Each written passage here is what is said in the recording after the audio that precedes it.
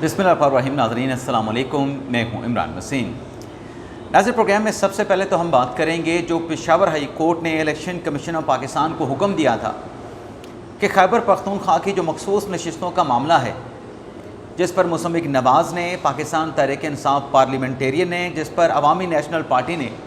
Peshawar high court से रजू किया था कि जो मखसूस नशिस्तों की अलॉटमेंट है, जो मखसूस नशिस्तों की तकसीम इलेक्शन कमीशन की जानिब से सियासी जमातों में की गई है,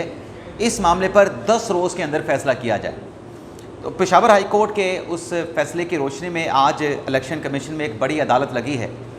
जिसमें नून लीग के वकला पेश हुए हैं, जिसमें पाकिस्तान पीपल्स पार्टी के वकील पेश हुए हैं, पाकिस्तान तहरीक इंसाफ के वकील पेश हुए हैं, अवामी नेशनल पार्टी के वकील पेश हुए हैं, और सबसे अहम जो नून लीग का मौलाना फजल रहमान की जमात के ख़िलाफ़ मुकदमा है, मौलाना साहब की जमात की तरफ से कामरान मुर्तज़ा पेश हुए हैं। तो आज इलेक्शन कमीशन में रिज़र्व सीटों के मामले पे क्या डेवलपमेंट हुई है, इलेक्शन कमीशन ने क्या फ़ैसला रिज़र्व किया है, इस खबर से अपने वीडियो लॉग का आगाज़ करेंगे और इसके बाद हमारे प्रोग्राम की जो दीगर अहम खबरें हैं फिर उनकी तफसीलात भी आप नाज़रीन की खिदमत में पेश करेंगे। लेकिन ब्लॉग का आगाज़ करने से पहले आपसे दरख्वास्त के चैनल को सब्सक्राइब कर लें, बेल आइकॉन का बटन प्रेस करें, वीडियो पसंद आए तो इसे लाइक और शेयर ज़रूर कीजिएगा। As chief election commissioner Sikandar Sultan Raja की सरबराही में 5 रुकनी इलेक्शन कमीशन के बेंच ने पेशावर हाई कोर्ट के फैसले के बाद मखसूस नशिस्तों के अलॉटमेंट के मामले पर समाअत की। सबसे पहले नून लीग के वकील ने अपना मुकदमा इलेक्शन कमीशन की अदालत के सामने रखा। नून लीग के वकील का यह कहना था कि हमारी भी 7 नशिस्तें हैं और मौलाना फजल रहमान की जमात की भी 7 नशिस्तें हैं, तो जो मखसूस नशिस्तें हैं वो मसावी बराबरी की बुनियाद पर तकसीम होने चाहिए थी। लेकिन नून लीग को 8 सीटें दे दी गईं और जो मौलाना फजल रहमान की जमात हैं उन्हें 10 नशिस्तें दे दी गईं, तो ये 9 नशिस्तें होनी चाहिए थी। अगर एक सीट के मामले पर टाई हुआ था तो इस पर इलेक्शन कमीशन को टास करवाना चाहिए था। तो नून लीग के वकील ने इलेक्शन कमीशन से एक सीट के मामले पर टास कराने के इस्तदा जो है आज की समाअत में कर दी है। लेकिन नून लीग के वकील के बाद मौलाना फजल रहमान साहब की जमात के वकील कामरान मुर्तज़ा साहब ने दलाइल दिए और उनकी तरफ से कहा गया कि जो 22 फरवरी को इलेक्शन कमीशन ने मखसूस नशिस्तों का जो नोटिफिकेशन जारी कर दिया है, वो जारी किया गया नोटिफिकेशन जिसमें मखसूस नशिस्तों की तकसीम अलॉटमेंट कर दी गई थी, वो नोटिफिकेशन वापस नहीं हो सकता। वो नोटिफिकेशन आप वापस नहीं ले सकते। पाकिस्तान तहरीक इंसाफ पार्लियामेंटेरियन के जो वकील अदालत में पेश हुए, उनकी तरफ से इलेक्शन कमीशन की अदालत में इस बात का एतराफ़ किया गया कि अगर ज़िमनी इलेक्शन में किसी सियासी जमात की अगर सीटें कम पड़ जाती हैं, यानी मिसाल के तौर पे पाकिस्तान तहरीक इंसाफ ले लें, पाकिस्तान तहरीक इंसाफ ने अगर इलेक्शन में 100 सीटें ली हैं तो 100 सीटों की बुनियाद पे उनको मखसूस नशिस्तें अगर अलॉट होती हैं, लेकिन ज़िमनी इलेक्शन में उनकी सीटें कम पड़ जाती हैं, तो क्या सीटें कम होने पे मखसूस नशिस्तों की जो तादाद है वो कम की जा सकती है? इलेक्शन कमीशन के इस इस्तफसार पर पाकिस्तान तहरीक इंसाफ पार्लियामेंटेरियन के वकील ने इस बात का एतराफ़ किया कि ज़िमनी इलेक्शन में किसी भी सियासी जमात की सीटें कम पड़ जाएं तो उसको अलाट की गई जो मखसूस सीटें हैं, रिज़र्व सीटें हैं, उनमें कमी बेशी नहीं हो सकती, उसमें कमी नहीं की जा सकती। अवामी नेशनल पार्टी ने कहा कि इलेक्शन के बाद की जो सूरत हाल है, जो ज़िमनी इलेक्शन में हमें एक और सीट मिली है, तमाम सीटें यकजा करके हमें मखसूस नशिस्तें अलॉट की जाएं। तो नाज़रीन, इस कार्रवाई से पता ये चला है कि जो नून लीग मौलाना फजल रहमान की जमात के ख़िलाफ़ जो तकाज़ा जो दावा कर रही है और जो अवामी नेशनल पार्टी कह रही है कि ज़िमनी इलेक्शन में हमने एक और सीट जीत ली है तो हमें मखसूस नशिस्तों का जो कोटा है उसमें इजाफ़ा किया जाए, ये बज़ाहिर ऐसा लगता है कि बाई इलेक्शन में जो नून लीग ने और अवामी नेशनल पार्टी ने सीटें हासिल की हैं या तहरीक इंसाफ पार्लियामेंटेरियन ने जो सीटें हासिल की हैं, अब वो बाई इलेक्शन की बुनियाद पर चाहती हैं कि उन सीटों को भी मजमूई सीटों में काउंट करके ये मखसूस नशिस्तों की अलॉटमेंट की जाए। लेकिन इलेक्शन कमीशन ने इस मामले पर पेशावर हाई कोर्ट के फैसले की रोशनी में, हुक्मनामे की रोशनी में समाअत करने के बाद इस केस का फ़ैसला महफूज कर लिया है। और जैसे मैंने कहा कि 10 दिन की डेडलाइन पेशावर हाई कोर्ट ने दी थी रिज़र्व सीटों की अलॉटमेंट के हवाले से, डिस्ट्रीब्यूशन के हवाले से, तो 10 रोज़ के अंदर अब ये महफूज किया गया फ़ैसला इलेक्शन कमीशन ने अनाउंस करना है। लेकिन सियासी जमात के वकील ये बताते हैं कि ये 10 दिन नहीं, 1 से 2 दिन में इलेक्शन कमीशन की जानिब से इस केस का जो फ़ैसला है वो अनाउंस कर दिया जाएगा। تو دیکھتے ہیں الیکشن کمیشن کا ریزرو سیٹوں کی ڈسٹریبیوشن الاٹمنٹ کے معاملے پہ کے پی کے کی حد تک کیا فیصلہ سامنے آتا ہے۔ دوسرا ناظرین جو خبر ہے جو آپ کے ساتھ ہم شیئر کرنے جا رہے ہیں، وہ خبر ہے ایک یوٹیوبر کی لاپتہ ہونے کی، اس کی گمشدگی کی۔ نگار خان نیازی ایک یوٹیوبر ہیں جو ان کے ورثہ کے مطابق پچھلے 4 دنوں سے لاپتہ ہیں، اور ان کی گمشدگی کے معاملے پہ ورثہ کی جانب سے آج اسلام آباد ہائی کورٹ سے رجوع کیا گیا ہے، اور اسلام آباد ہائی کورٹ میں استدعا یہ کی گئی ہے کہ اگر تو نگار خان نیازی کے خلاف کوئی مقدمہ درج ہے، ایف آئی اے کا ہے، پولیس کا ہے، اس مقدمے کی ڈیٹیل سامنے لائی جائیں، اور جو نگار خان نیازی پچھلے 4 دن سے لاپتہ ہیں ان کی بازیابی کا حکم بھی دیا جائے۔ اب یہ جو ناظرین یوٹیوبر نگار خان نیازی لاپتہ ہوئے ہیں، جمعے کے روز جو chief justice of Pakistan justice Yahya Afridi کی سربراہی میں جو قومی عدالتی پالیسی ساز کمیٹی کا اجلاس ہوا تھا، جس میں لاپتہ افراد کے معاملے پر شدید تشویش کا اظہار بھی کیا گیا تھا، اور اس اجلاس میں آپ جانتے ہیں کیونکہ میں نے آپ کو رپورٹ کیا تھا، اس میں 5 ہائی کورٹ کے چیف جسٹس صاحبان بھی شامل تھے۔ اسلام آباد ہائی کورٹ کے سرفراز ڈوگر صاحب چیف جسٹس بھی اس اجلاس میں شامل تھے۔ تو اس اجلاس میں لاپتہ افراد کے حوالے سے یہ فیصلہ کیا گیا تھا کہ ایک اعلیٰ سطح کی کمیٹی بنے گی، اور وہ کمیٹی مسنگ پرسن کے کیس میں حکومت کی جو ریزرویشنز ہوں گی اس کو سننے کے بعد جو بھی ادارہ جاتی رسپانس ہوگا وہ عدلیہ کی جانب سے ادارہ جاتی انسٹیٹیوشنل جو رسپانس ہوگا وہ دیا جائے گا۔ تو چیف جسٹس یحییٰ افریدی صاحب کی سربراہی میں ہونے والے قومی عدالتی پالیسی ساز کمیٹی کے اجلاس میں لاپتہ افراد کے معاملے پہ جو فیصلہ کیا گیا، اس فیصلے کے بعد نگار خان نیازی کی گمشدگی کا، لاپتہ ہونے کا معاملہ یہ سامنے آیا ہے۔ تو یہ نگار خان نیازی کا لاپتہ ہونا اور اس کے ورثہ کی طرف سے، فیملی کی طرف سے اسلام آباد سے رجوع کیا جانا، یہ عدلیہ کا ایک بڑا امتحان ہے۔ کیوں امتحان ہے کہ 3 دن پہلے آپ لاپتہ افراد کے معاملے پہ تشویش کا اظہار کرتے ہیں، اور 3 دن کے بعد یہ لاپتہ نگار خان نیازی کا معاملہ عدالت کے سامنے آتا ہے۔ تو دیکھتے ہیں کہ قومی عدالتی پالیسی ساز کمیٹی کے اس فیصلے کی روشنی میں اب اسلام آباد ہائی کورٹ نگار خان نیازی کے مسنگ ہونے کے معاملے پہ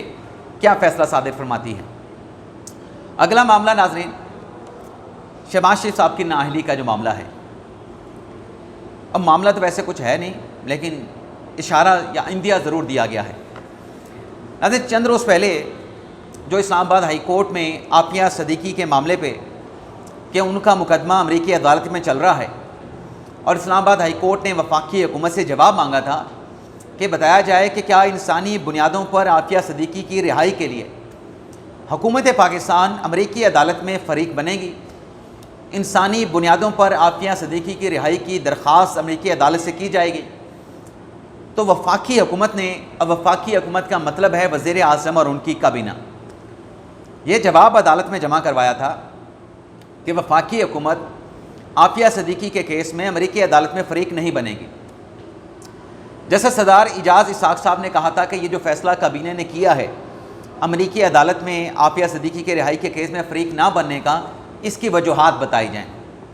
اور بات جج صاحب کی بالکل درست تھی کہ حکومت نے جو بھی فیصلہ کرنا ہے، آپ نے فریق بننا ہے، فریق نہیں بننا، تو اس کے کچھ ریپرکشن دیکھ کے، کچھ وجوہات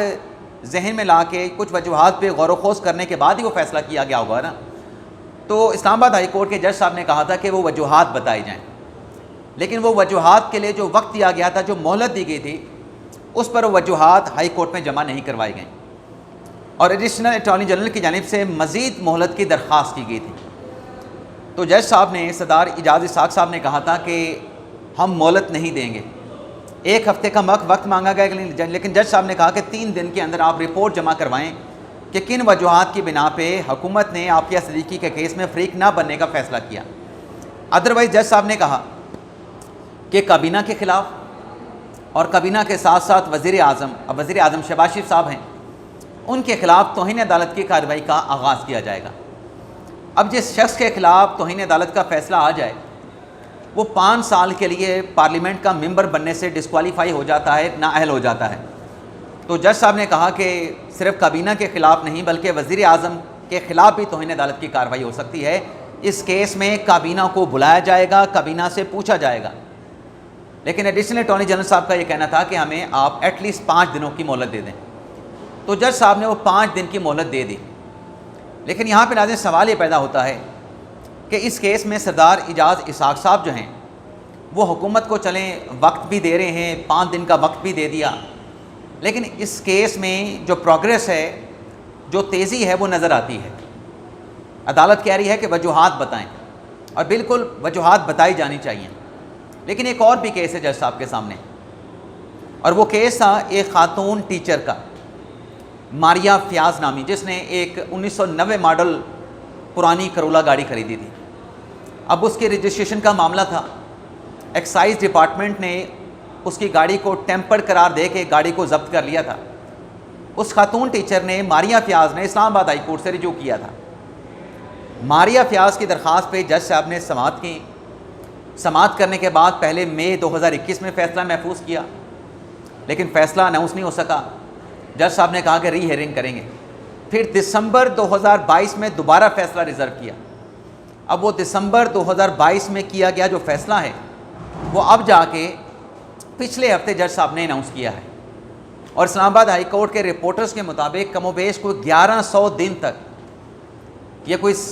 3 سال سے زیادہ کا عرصہ بنتا ہے, وہ فیصلہ محفوظ رہا. وہ خاتون جو اپنی گاڑی کی ریکوری کے لیے, گاڑی واپس حاصل کرنے کے لیے ایکسائز ڈپارٹمنٹ سے اسلام آباد ہائی کورٹ میں آئی تھی, وہ 3 سال تک صرف فیصلے کا انتظار کرتی رہی کہ جج صاحب نے فیصلہ محفوظ کیا ہے, وہ فیصلہ اناؤنس کیا جائے. تو میرے خیال سے جہاں عافیہ صدیقی صاحب کے کیس میں جج صاحب جو ہیں جس طریقے سے کیس میں پروگریس کر رہے ہیں, عام شہریوں کو بھی اس سے زیادہ جلدی انصاف ملنا چاہیے. انصاف کے معاملے میں جب تاخیر ہوتی ہے تو کیا کہا جاتا ہے کہ justice delayed is justice denied, یعنی جسٹس میں, انصاف میں تاخیر کرنا انصاف نہ دینے کے مترادف ہے. تو ایک معاملہ بھی پچھلے چند دن سے چلا آ رہا تھا, میں نے کہا تھا یہ ڈیٹیل بھی آپ کے سامنے ہم نے رکھیں گے. گو کہ ماریا فیاض کو جج صاحب نے ریلیف دیا ہے کہ ان کی گاڑی ان کو واپس کی جائے, اس کو رجسٹرڈ کیا جائے, لیکن ہو سکتا ہے کہ ایکسائز ڈپارٹمنٹ کی جانب سے اسلام آباد ہائی کورٹ کے اس فیصلے کو سپریم کورٹ میں چیلنج کیا جائے. لیکن اگر یہ فیصلہ 3 سال پہلے سنا دیا جاتا, چند دنوں میں, 1 2 3 مہینے کے بعد یا 6 مہینوں کے بعد, تو سپریم کورٹ سے بھی وہ کیس آج تک ڈیسائیڈ ہو کے جو ایک پریشانی, ذہنی جو اذیت ہوتی ہے, خاتون ٹیچر کو اس ذہنی اذیت سے نجات مل چکی ہوتی. اب ناظرین بات کر لیتے ہیں جو پاکستان تحریک انصاف میں جو اختیارات, جو اختلافات ہیں وہ شدت اختیار کر گئے ہیں, اور گنڈا پور صاحب کی جو مبینہ ملی بھگت ہے, گنڈا پور صاحب کا یہ یو ٹرن ہے, اب اس پہ فیصلہ بانی تحریک انصاف عمران خان صاحب کریں گے. ناظرین کہا یہ جا رہا ہے کہ جو مرزا افریدی صاحب کو سینٹ کا الیکشن کا ٹکٹ دینے کا جو معاملہ ہے کہ وہ پی ٹی آئی کے ٹکٹ سے سینٹ کے رکن بنیں گے, اس معاملے پہ پی ٹی آئی کے ذرائع کے مطابق پارٹی میں 2 سوچ پائی جاتی ہیں, 2 آراء پائی جاتی ہیں, اور یہ الزام کہیں نہ کہیں یا چہم گوئیاں ہو رہی ہیں کہ مٹھی گرم کیے بغیر یہ ٹکٹ مرزا افریدی صاحب کو نہیں مل سکتا تھا. یہ کوئی مٹھی گرم کرنے کا معاملہ ہے, یا اے ٹی ایم کا معاملہ ہے, پارٹی فنڈ کا معاملہ ہے. تو اس پہ یہ کہا جا رہا ہے کہ جو لاہور کا وزٹ کیا تھا گنڈا پور صاحب نے, وہ وزٹ عمران خان صاحب کی رہائی کے حوالے سے, تحریک انصاف کی احتجاجی تحریک کے حوالے سے نہیں تھا, بلکہ وہ وزٹ مرزا افریدی کے بطور سینیٹر امیدوار حمایت کے حوالے سے کیا گیا تھا. اب پی ٹی آئی کے انٹرنل ذرائع یہ کہہ رہے ہیں کہ یہ جو مرزا افریدی کو ٹکٹ دینے کا معاملہ ہے, جو کہ ٹائی کر رہا ہے خرم ذیشان کے ساتھ, کہ خرم ذیشان کو ٹکٹ نہ دیا جائے, مرزا افریدی کو ٹکٹ دیا جائے, اب یہ معاملہ بانی تحریک انصاف عمران خان کے سامنے جب کل منگل کے روز پارٹی کے رہنماؤں کی یا ہمشیرگان کی ملاقات ہوگی, یہ معاملہ عمران خان صاحب کے سامنے رکھا جائے گا. یہ جو کنٹروورسی ہے, جو تنازع ہے, اب اس پہ فیصلہ بانی تحریک انصاف عمران خان صاحب کریں گے.